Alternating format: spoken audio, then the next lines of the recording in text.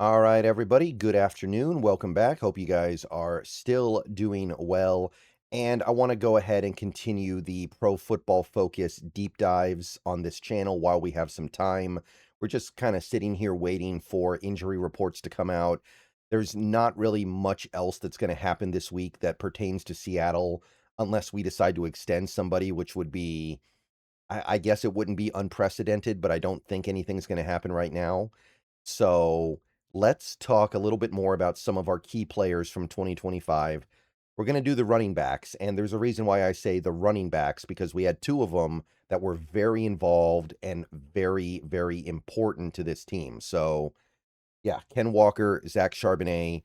This might be, for a single year, the best 1-2 punch the Seahawks have ever had at running back, and they've had some pretty good ones, but this year was something really, really special with Walker and Charbonnet.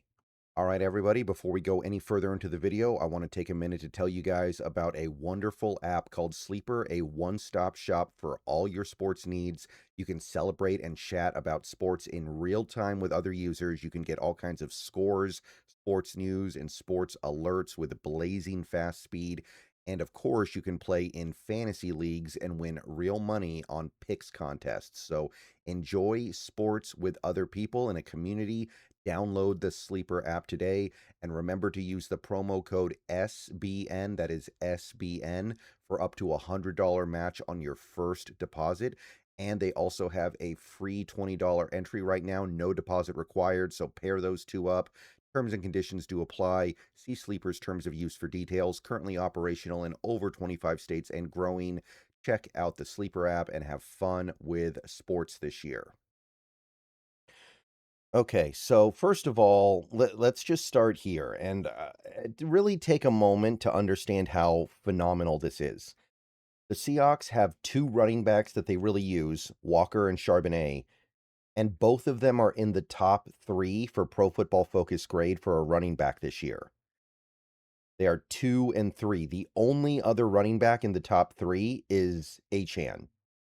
So just think about that for a second and ask yourself, has that ever happened before? Is that something that you would ever even consider happening?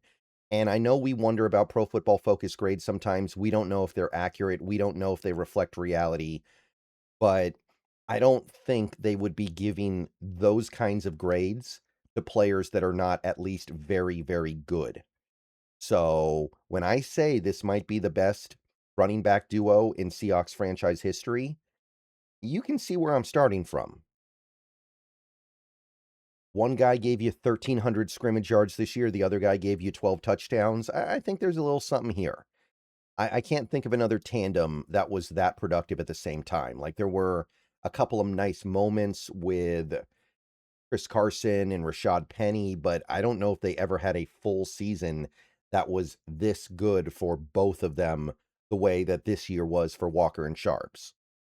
Okay, so let's drill down a little bit, and this video is going to be a lot shorter than the last couple because there's going to be a little bit less to get into, but I want to try to bring things into perspective here. Now, yards after contact is an interesting category here.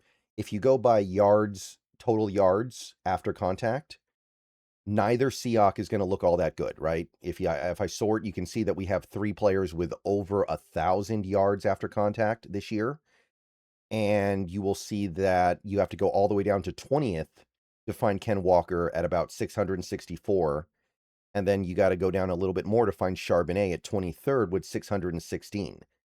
There are only 29 running backs on this list who qualified with enough carries, which is 50% of 323.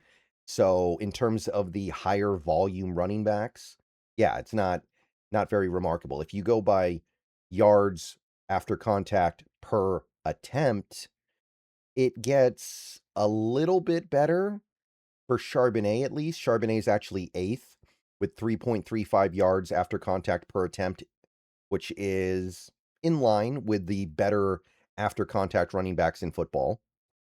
It's not amazing, but you can see that it stacks up fairly well. Like Achan is in first by a good margin, and then there's kind of a steep fall off to Bijan, and then there's a steeper fall off to Derrick Henry, and then things kind of get squished together a little bit.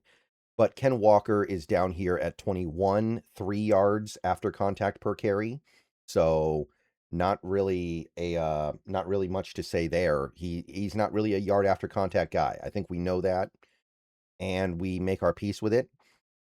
But let's take a look at some of these other categories here. And I want everybody to keep in mind, neither of these guys got as many carries as most of these other players because they were in a timeshare. A lot of these guys are more bell cow backs. So these numbers, you have to kind of understand that they are on a smaller sample size. Missed tackles forced, Ken Walker is 5th with 61. Bijan is killing everybody else, and then you've got a bunch of guys in the 60s, including K9. And look at the guys that are ahead of him. These are the guys that get a lot more volume, typically, than Ken Walker, right? These are the guys, especially a guy like Bijan, and of course Jonathan Taylor, who at one point looked like he was going to win league MVP. I mean, Ken Walker, he's in a timeshare with Charbonnet, and he's still top 5 in missed tackles forced. Now, well, actually, real quick, Charbonnet, by the way, is actually not doing that bad here either. 45 missed tackles forced on the year, which is basically right in the middle of the crowd. So even here, this is not necessarily a category that is Charbonnet's strength as a player, but 45 missed tackles forced is not bad. And let's go to runs of 10 yards or more. K9 is 6th with 33. He's got the 6th most runs of 10 yards or more in the league. And again, look at the players ahead of him. More bell cow type guys, typically, not guys who are in a timeshare where they're almost going 50-50 with the other guy. And of course, Charbonnet not doing so great here. He's down at 27th. He's only got 12 runs like this. Not really his game, not really his style. But keep this in mind, because I think there's there's an impression that some Seahawks fans get that Ken Walker doesn't have the breakaway speed that he used to. He isn't busting the big carries that he used to, but you look at it, you compare him to the rest of the league, he's doing just fine. All right, so run type, zone versus gap is the thing to really focus on here. And you can see that, first of all, you sort by number of runs in zone. Ken Walker does indeed have more than Charbonnet. But the interesting thing is, when the Seahawks went to gap, they were actually slightly more likely to give the ball to Walker than Charbonnet. So the kind of unique thing here is if you split their carries into 2 buckets, zone and gap, Walker would have more in both buckets, but Charbonnet would actually have a bigger percentage of his load in the zone bucket compared to Walker.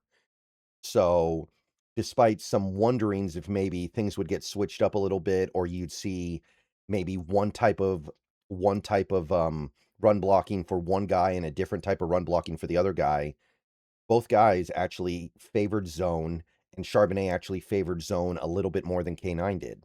Kind of interesting. All right, let's bump on over here to breakaway.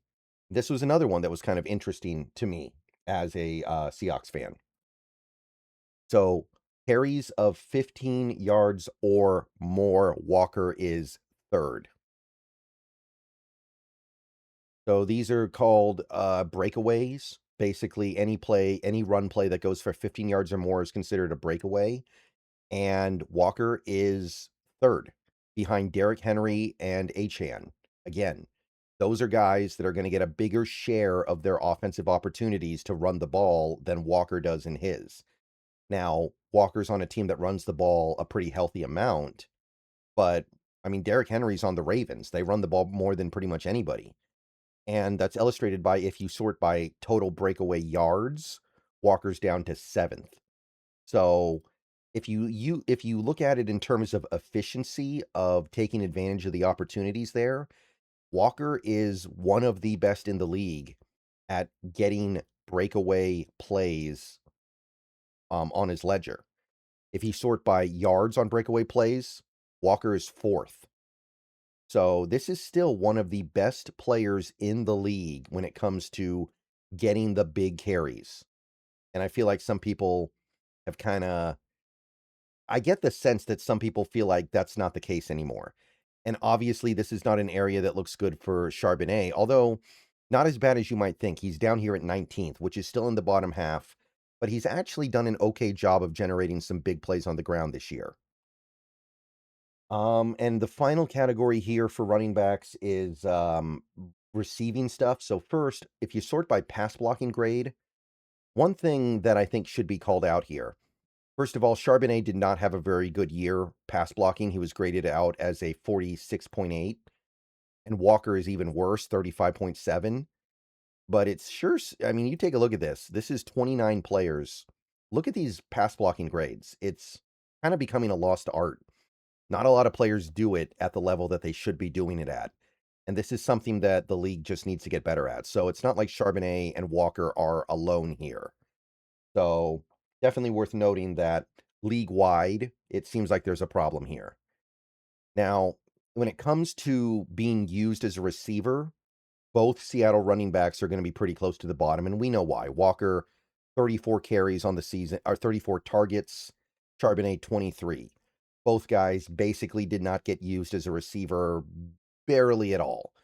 Walker, 2 targets a game, Charbonnet, 1.5, something like that. And of course, number of catches is going to be similar. Yards, it's not going to be all that good here. One thing that's kind of notable though, yards per route run, Walker is 6th, 1.44. So when we choose to actually throw him the ball, he's relatively efficient. 1.44 is pretty darn good compared to the rest of the league. Now, Charbonnet's near the bottom here, 0.72 yards per route run. So not really a good year for him as a third down back, which is disappointing to me because I always viewed him as a very good third down back, and he really wasn't effective this year in either category. So finally, the final thing that they do here on PFF is elusive score. So if we take a look at their definition here, it's a PFF signature stat measuring success and impact of a runner with the ball independently of the blocking.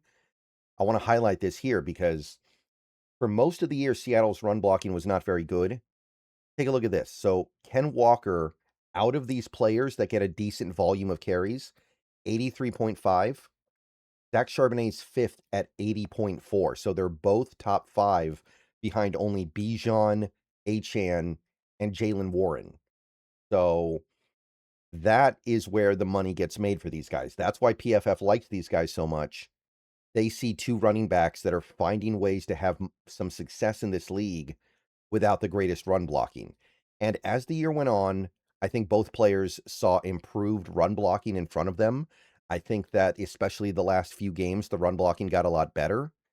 But even still, man, it's not elite. It's not great. You got guys out there like Jahmyr Gibbs. You got guys out there like James Cook who are getting way better run blocking than what these guys are getting. So the moral of the story here, I guess, is don't forget how good these running backs are. Both of these guys bring a lot of good stuff to the table. I think people get down on these guys more than they should. And it's a blessing to have 2 running backs this good at the same time and having, at the very least, some ability to utilize just how good they are. All right. I'll see you guys later. Go Hawks. Everybody have a good rest of your day. Will be at least one more video later. We'll see if there's any more. But I wanted to explore how good we have it at running back.